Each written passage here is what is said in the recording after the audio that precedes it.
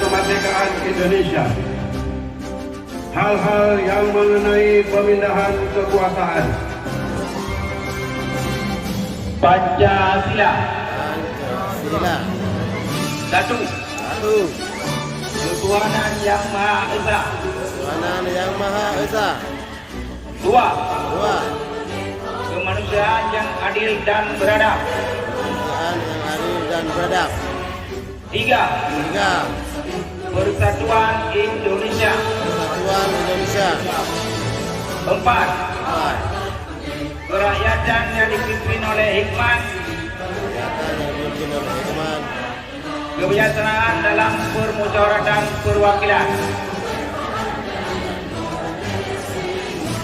Lima. Keadilan sosial bagi seluruh rakyat Indonesia.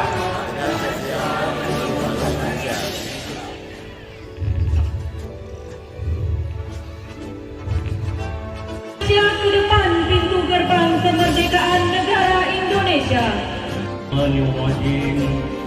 Bismillahirrahmanirrahim. Alhamdulillahirabbil alamin.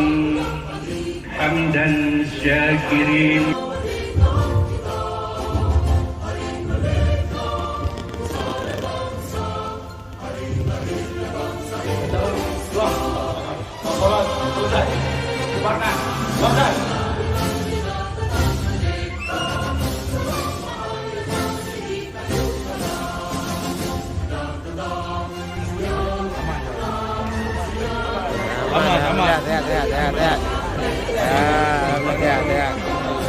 Upacara selesai.